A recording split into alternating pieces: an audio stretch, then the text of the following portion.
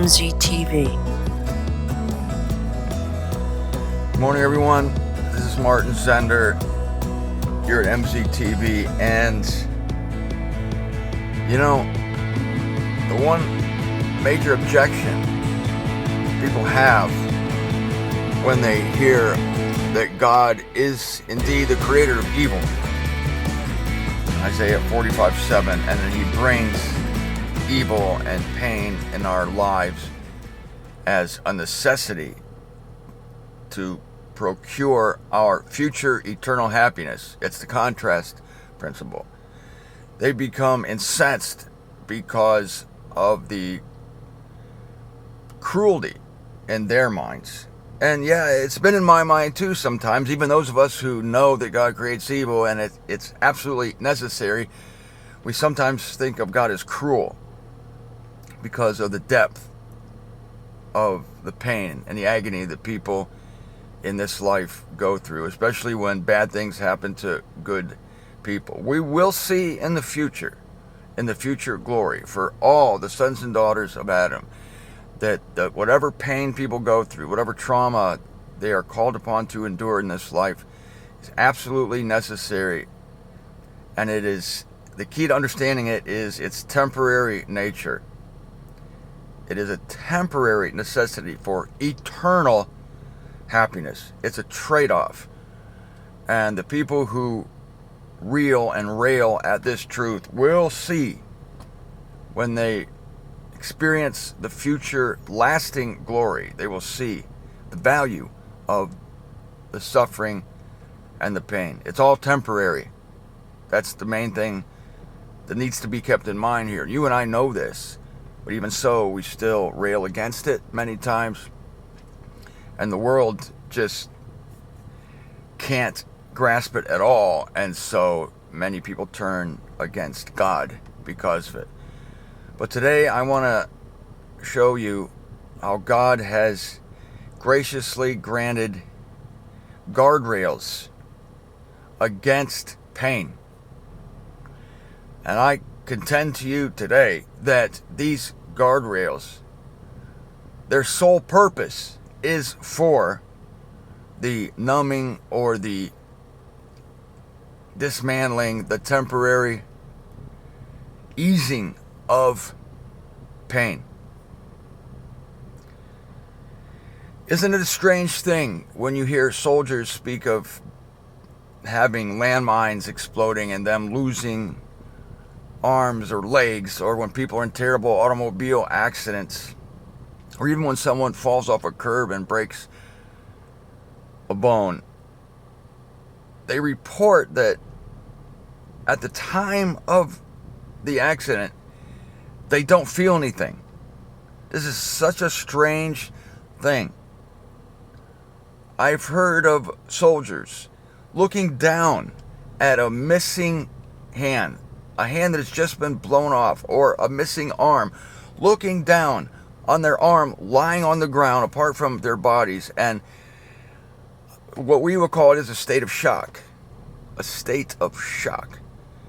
This state of shock, which probably includes the rush of endorphins, is a protectant against traumatic pain. When we look at such a scene, we can't imagine how somebody in such a circumstance could survive it. That's because we're not in it. This is a thing that God builds into the experience. He doesn't build it into you while you're watching it, while you're not in the circumstance. He doesn't build it in for the person who is a spectator. He builds it into the person going through it and saves it for the person going through it. Many of these people state that only later do they begin to feel the pain, but at that point it's manageable and can be treated with various medications. I'm not here to talk about medications except natural ones, but I call this the rush of endorphins. And you see it in a minor way with when people are in athletic events, endurance events. There's endorphins that rush to the brain that temporarily push aside the discomfort that someone is going through. People report having supernatural strength in times of emergency or times of stress. You hear about mothers lifting up cars off their children, or people doing supernatural, or what appear to be supernatural feats in times of distress. This is a result of endorphins. I don't know what the hell endorphins are, but I want to tell you on a basic level, I believe they're gifts of God. Because God understands pain. His Son went through it.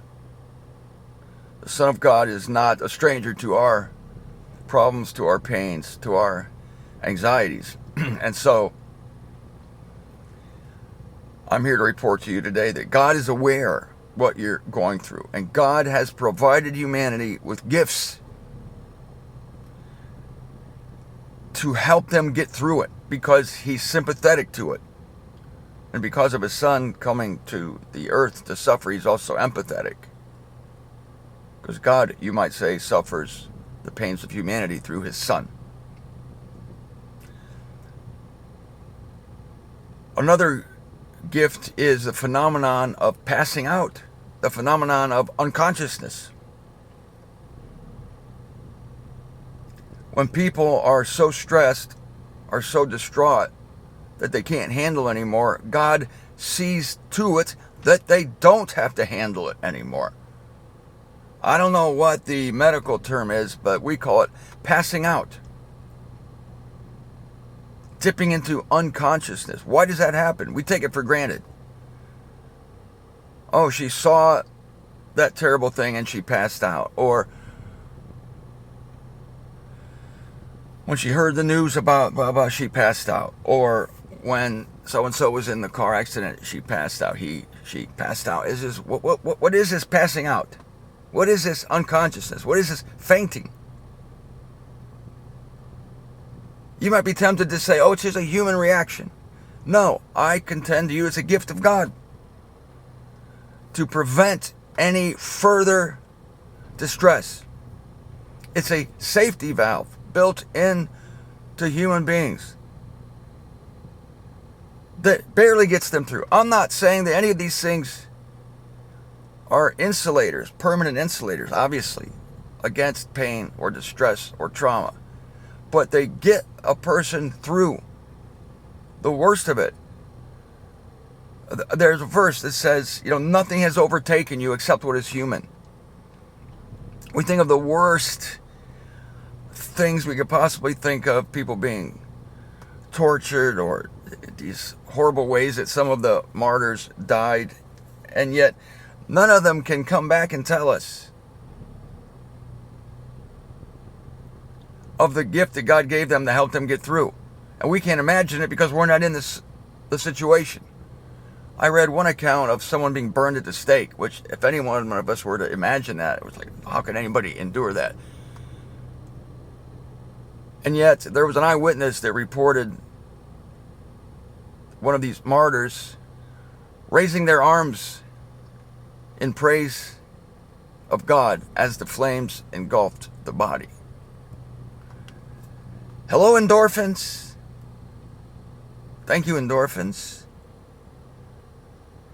I think the disciples of our Lord experienced the same kind of phenomenon when they were beaten for their faith and they came out rejoicing. We have an account of Peter and John having been beaten by the Sanhedrin, coming out rejoicing.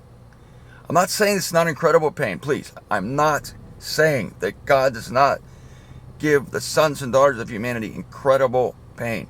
But there's a limit. There is a limit to it. Here's where we see the mercy of God. These things are necessary, but there's a limit. There is a limit. And God provides for the endurance of these things by supernatural means. I call endorphins supernatural. I call unconsciousness or passing out supernatural. And we pass out every day. It's called sleep. I think one of the worst afflictions of humanity is the inability to sleep. Insomnia. I think that would be terrible. Many of you might suffer from it to one degree or another. But even then, God provides some sort of relief. I've been told of many people who can't sleep, they get up and they read, they think about God, they use the curse of consciousness to assess their lives, and there's just some sort of guardrail built into it. Sleep is a miracle. We take it for granted, but it's a gift. Passing out is a miracle. We take it for granted. It's a gift. Endorphins are a miracle. We take it for granted. It's a gift. It shows us that God is aware that life is hard, and He's done things to mitigate the agony. Some people endure horrible trials, horrible personal trials when they're young. They're abused. Children are abused by parents, by neighbors. They're just horrible stories. There's a phenomenon called the split personality, where the trauma is so bad that the person develops another personality to deal with it. It's like an offshoot personality.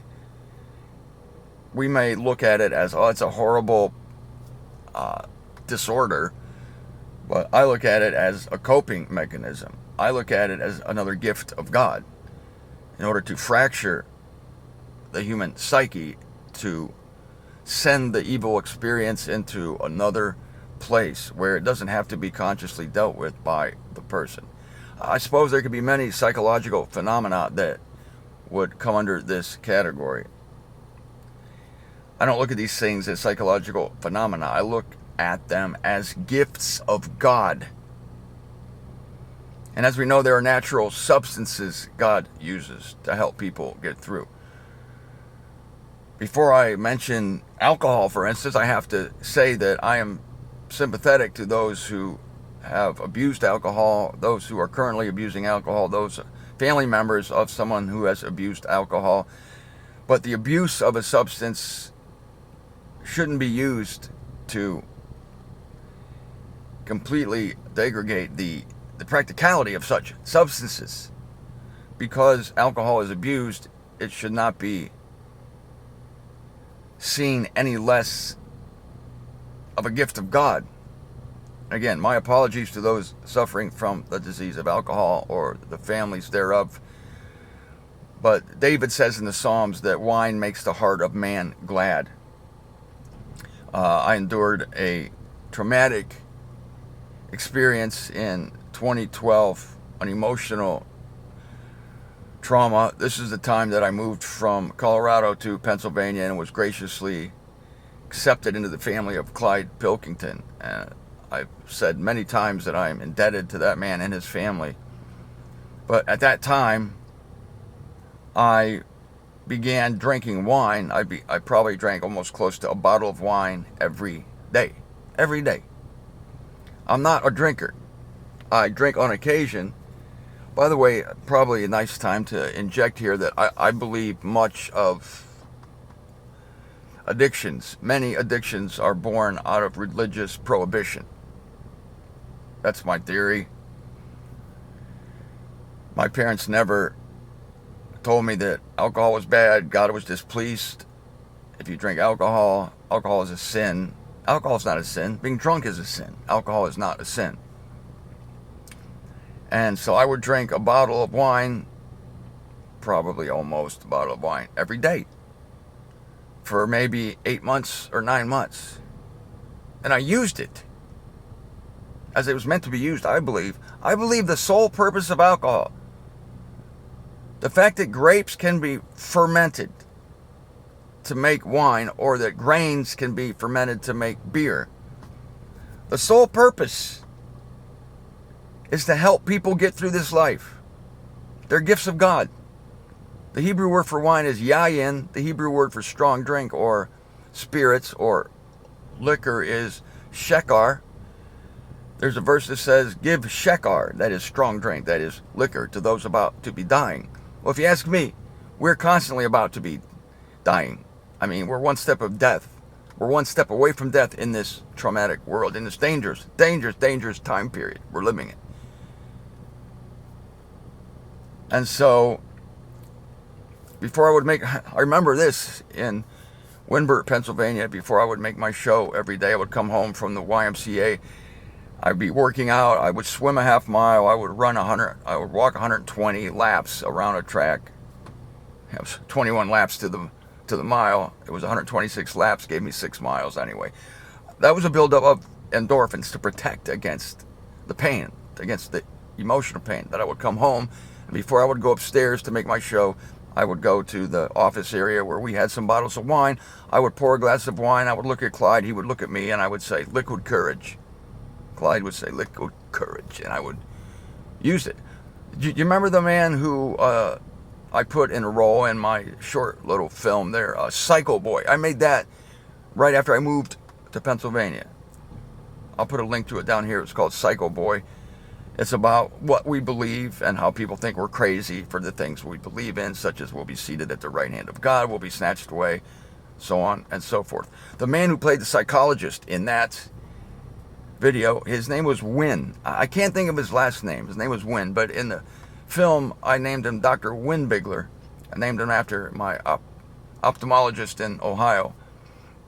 But the real guy, Wynn, would call me. He knew I was drinking at this time.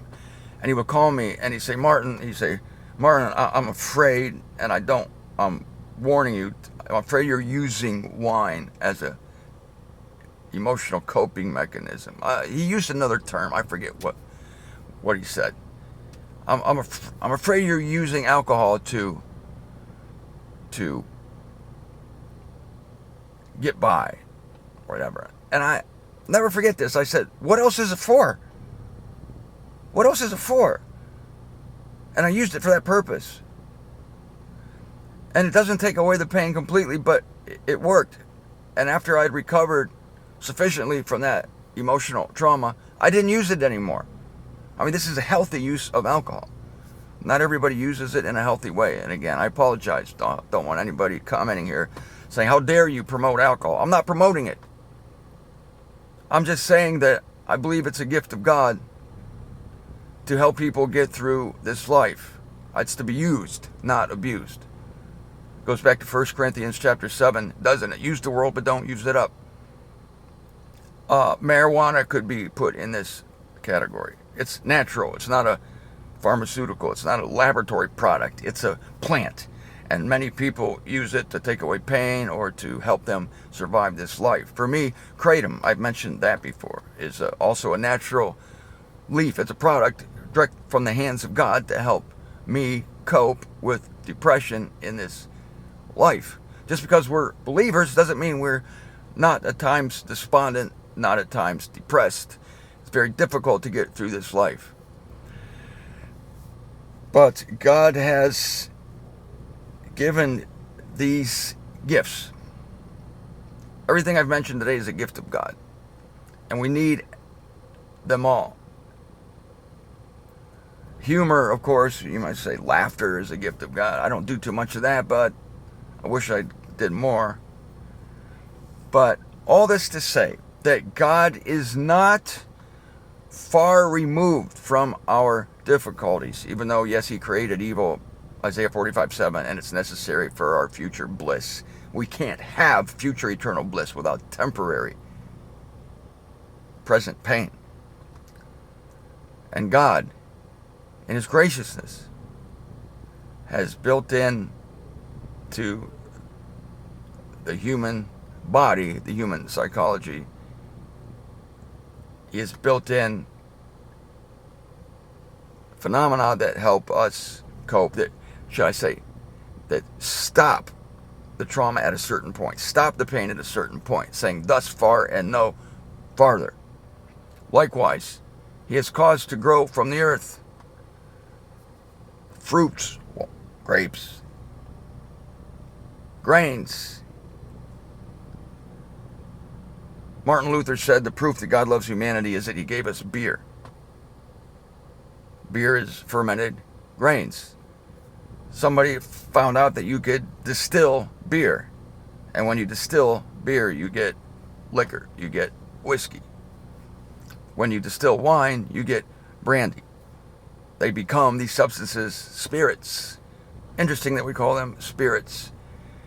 but they take the edge off of the pains of this life.